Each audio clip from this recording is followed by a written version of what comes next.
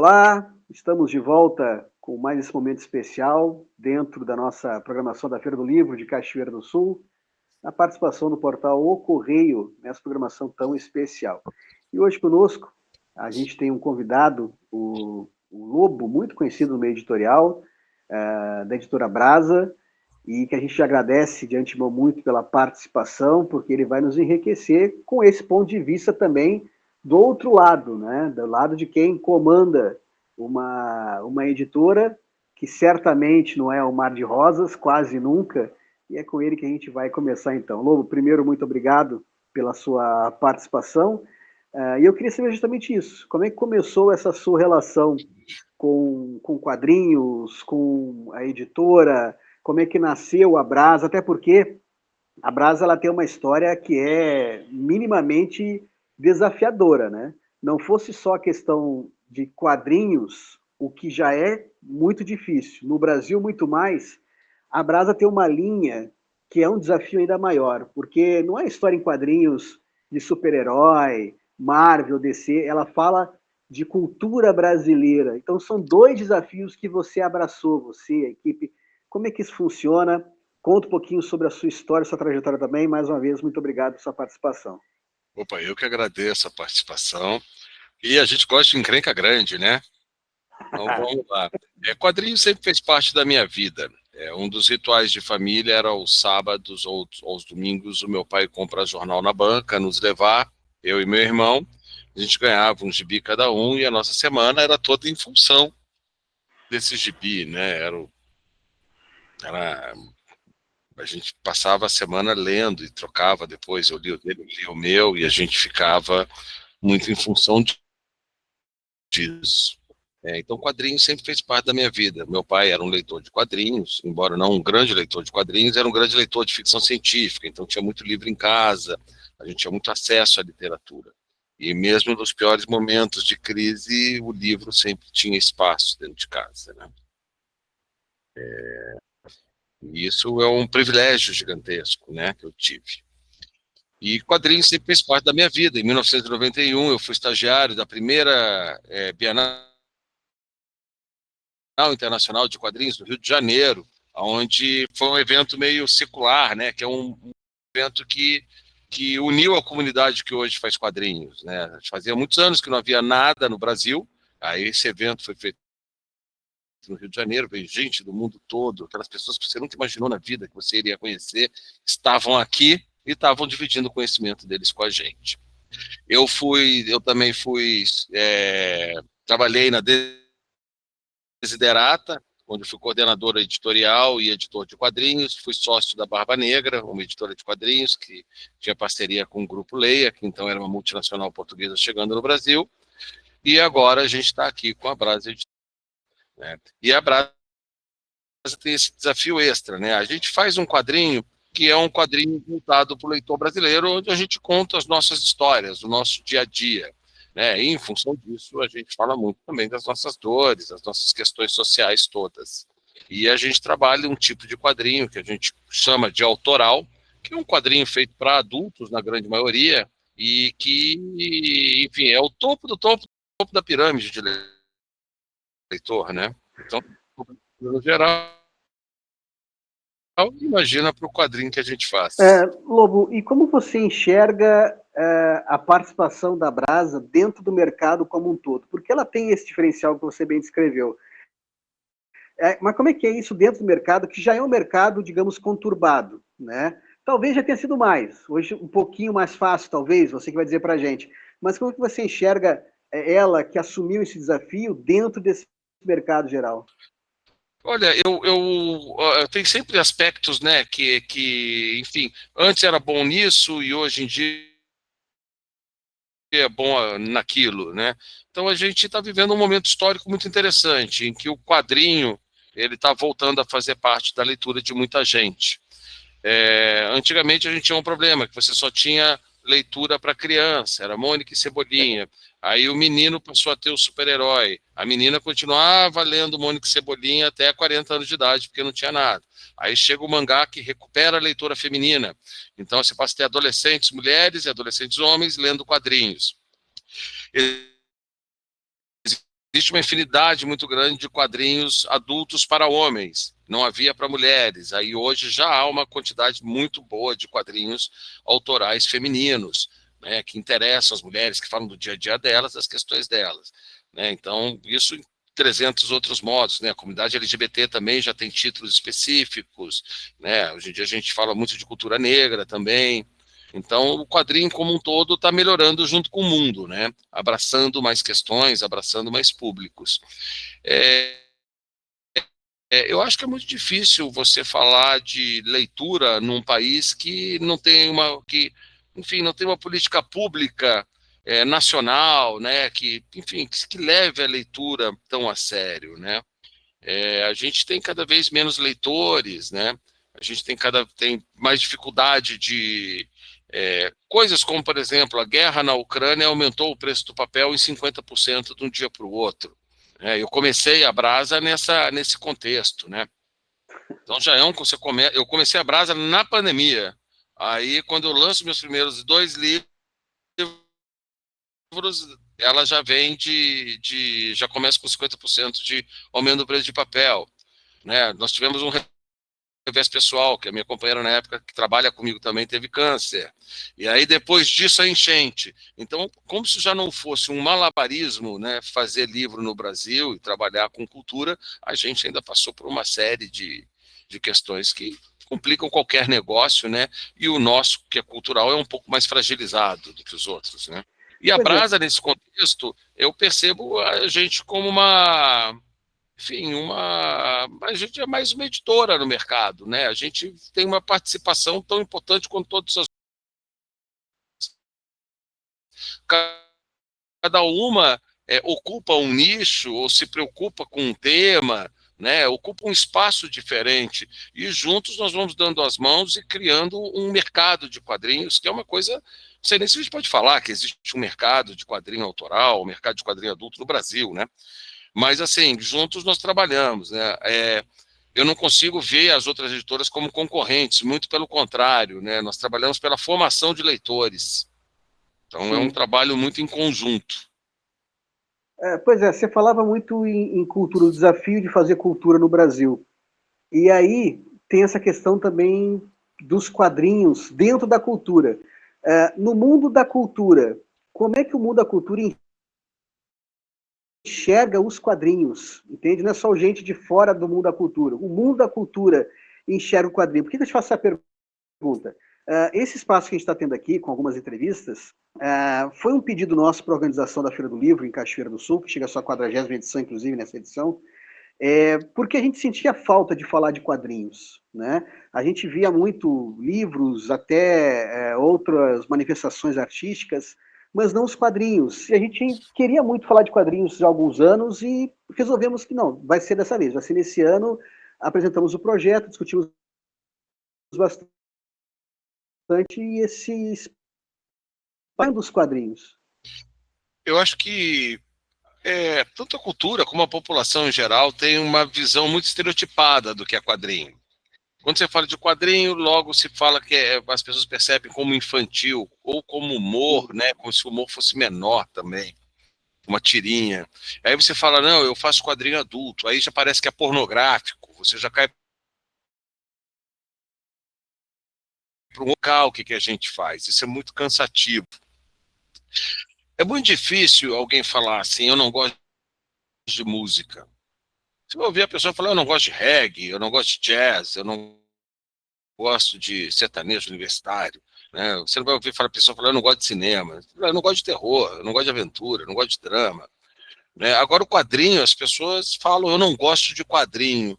Mas por que isso? Porque, voltando lá atrás, quando a gente não tinha continuidade de leitura para quando a pessoa, o leitor, ia crescendo, as pessoas não se habituaram a ler quadrinhos. E elas não sequer imaginam que existe quadrinho. Ninguém é fã de linguagem. Né? A gente usufrui de todas as linguagens. Né? Você tem um pouco de música na sua vida, um pouco de literatura, um pouco de teatro, alguns mais uma linguagem do que outra, né? Isso é natural. Mas sempre vai haver o quadrinho que foi feito para você ler. Você só não sabe que ele existe. Esse que é um dos nossos grandes desafios. Por exemplo, nós fizemos um livro agora da coleção Música Popular em Quadrinhos, que é uma coleção feita em parceria com o Itamaraty, com o Instituto Guimarães Rosa, que coordena as 20 e tantas casas de cultura que existem, cultura brasileira, que existem no exterior. Esse livro é usado como material paradidático para ensino da vertente brasileira do português, né, e cultura brasileira. A gente fez um livro chamado Samba. São histórias originais inspiradas em grandes clássicos do samba. Esse livro estourou a bolha, porque quem gosta de samba comprou o livro e leu as histórias. Então a gente tem muito feedback muito bom de não leitores de quadrinhos. Talvez eles não continuem lendo quadrinhos como um hábito constante, mas sempre que ele for ver alguma coisa relacionada a samba ou um tema que ele goste, ele vai ler, né? Ele vai comprar lá o livro e vai se relacionar com a história. Agora, uma coisa é essa paixão, né? Pelo que você falou, você passou por pandemia, a questão da guerra da Ucrânia, o preço do papel que já não era barato multiplicar, então tem precisa de muita paixão para continuar, né? Mas essa paixão, ela sempre vai ter um custo, sempre vai ter questão do dinheiro. Como o autor, eu quero que os meus quadrinhos saiam, eu quero atingir o máximo possível de leitores, porque eu quero mostrar aquilo que criei. E você tem esse outro lado, que é o lado do editor também, né? Para transformar isso numa realidade. Você é essa ponte. Como é que é o seu papel dentro dessa paixão? Editar quadrinho é um trabalho muito específico, né? É muito difícil de explicar o que a gente faz realmente. Eu sou um editor de conteúdo. Eu não pego material estrangeiro pronto e embalo ele e coloco no mercado. Eu trabalho junto dos autores, no geral. A premissa e acompanho todo o desenvolvimento, discutindo, né? Funcionando como uma caixa de ressonância para o autor, né? Tentando iluminar os pontos cegos dele, para que a obra tenha a obra seja bem feita, né? A gente consiga chegar na melhor forma dela.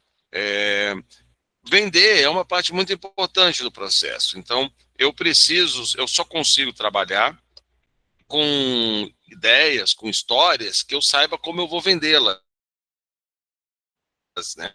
Na mão eu pego uma ideia crua ainda, às vezes. E na outra mão eu tenho que entregar um livro pronto para o leitor. Esse é um grande desafio, né? É a concretização dessa ideia, é a realização dela, não só da criação da história, que já é um trabalho gigantesco do autor, né? Só isso é todo o trabalho. Só que aí tem todo um outro trabalho que é você dar vida a esse livro, né? Realizar ele fisicamente, fazer com que ele exista no formato do códex, né? No formato do livro. É um desafio muito grande. Não bastasse isso, o terceiro desafio é como vamos vender isso, né? E é vender que faz a editora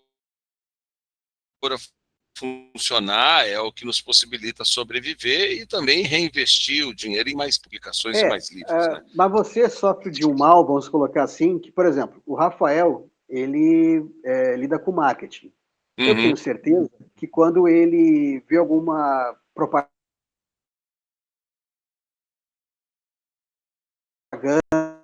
manifestação de propaganda, eu não faria assim, isso aqui não está bem desse jeito. Eu sou jornalista. Quando eu leio um texto, eu meio que eu sei a intenção do jornalista, mas isso aqui não deveria estar aqui, isso aqui não é ético, enfim. Como é que é para você, que além de tudo é um amante dos quadrinhos e editor, quando você pega alguma obra, né, que não é da sua editora, é de fora, eu faria de outro jeito. Como é que é essa relação? Porque tu tem um outro olhar, né, sobre esses produtos. Como é que é a tua relação com esses produtos? Esse é aquela frase, né? Trabalhe com o que você ama e você não vai amar mais nada na vida. Exato. Mas eu consigo ter, em alguns aspectos, eu consigo ser só o leitor. Eu sou muito crítico com os nossos livros. Claro que quando eu pego uma edição muito ruim, eu não consigo não ver isso.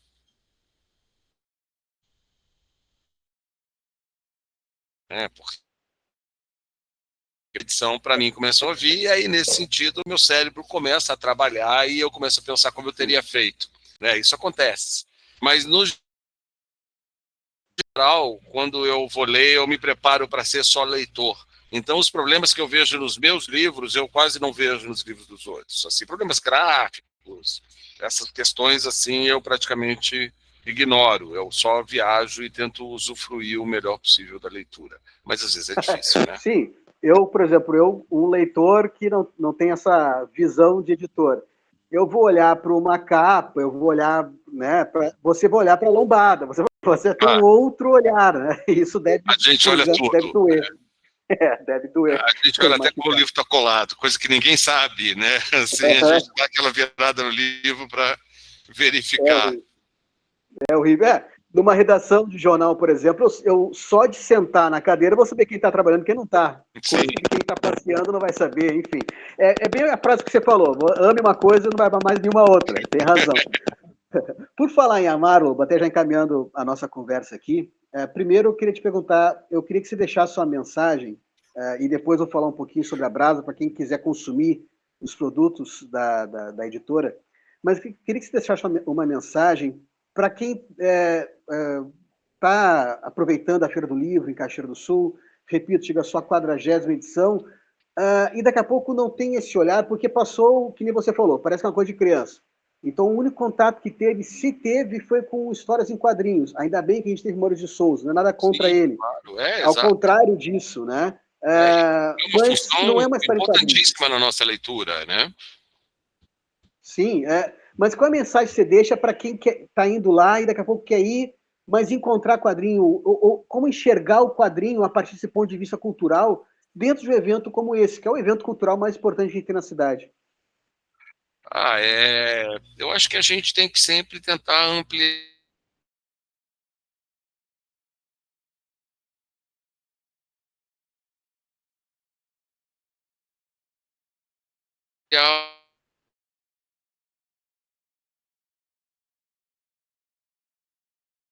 tem que se olhar com a mão, né?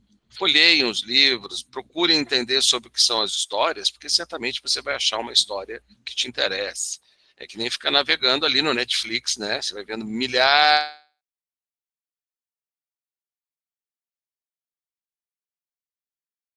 de filmes da tua vida. Então tem que ter paciência, tem que ficar com a criatividade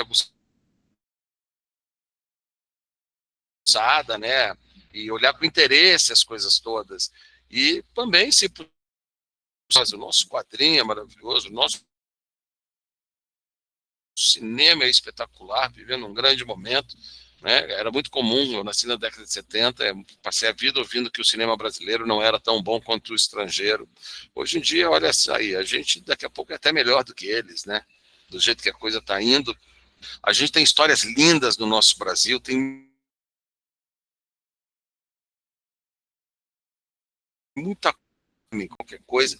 Então busquem autores nacionais, busquem os autores da sua cidade, né, da sua região, busquem ser muito importante, né? Você começar a entender o mundo ao seu redor através dos escritores que conversam coisas que a sua cidade conversa, né? Eu acho isso muito, muito E, importante. Lobo, agora do ponto de vista do criador, né, daquele que faz o quadrinho, possivelmente, quem está acompanhando a gente agora, ele vai lembrar que na gaveta dele ele guardou alguns papéis, que ele fez alguns rabiscos, mas como é sempre muito difícil você publicar, ele esqueceu aquilo e seguiu na carreira que a sociedade, né, porque ele tinha que ganhar dinheiro e pagar as contas dele. Qual é o recado para quem desenha, para o quadrinista, de coração, mas que daqui a pouco deixou isso escanteado, engavetado pela força até do dinheiro, das dificuldades que ele vem enfrentando? Olha, hoje publicar não é tão difícil, né? Tá aí a internet, estão aí as redes sociais que possibilitam a gente começar e encontrar um pouco um público para o trabalho, né? Eu acho que quem está com o material na gaveta está na hora de tirar ele, dar uma relida e buscar colocar ele no mundo, né? Inicial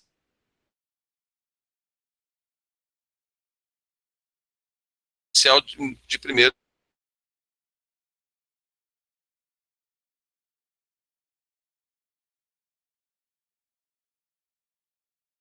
Você dela, fala né? muito Seguir a melhor carreira também. dela. Daqui a pouco, por exemplo, você, logo no começo da nossa conversa, você falou que você tem um público que você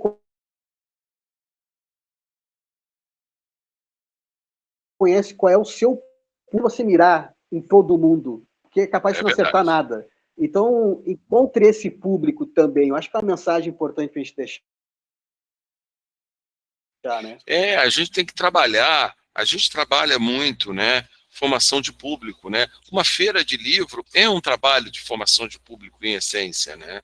É trazer as pessoas para um lugar. A história está sendo contada aqui nesses tantos metros quadrados de livros empilhados. Então a gente trabalha muito com formação de público, né? Então o autor, quando começa, ele tem o público inicial dele, são os parentes, os amigos, né? As pessoas que estão ao redor dele. Esse é um primeiro público. E a internet já nos possibilita, as redes sociais, a você buscar pessoas com interesses em comum também.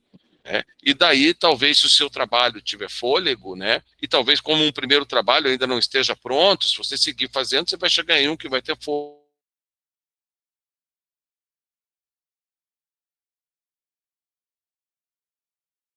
O mercado vai te conduzir para uma editora ou para uma autopublicação. Quem se interessou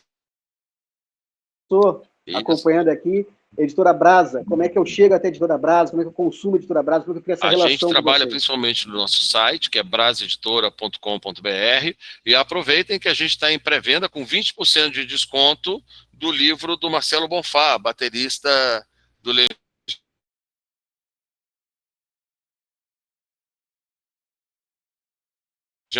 Então, chega junto que o livro ainda está em pré-venda, ele está entrando em gráfica. Chegou para mim, para a gente fazer uma última verificação. Meu Deus, imagina quantas histórias não tem para contar. Tem muita história. Muito obrigado pela sua participação. A gente fica muito contente, muito feliz de conversar com gente que conhece tanto desse mundo. A gente agradece também ao Rafael Burdion pelos trabalhos técnicos, a produção, a edição. E, mais uma vez, obrigado a vocês. Estamos aqui sempre à disposição. Cada vez mais sucesso. Não desista nunca, apesar de qualquer dificuldade que possa aparecer, porque o país precisa muito de gente como você. Muito obrigado.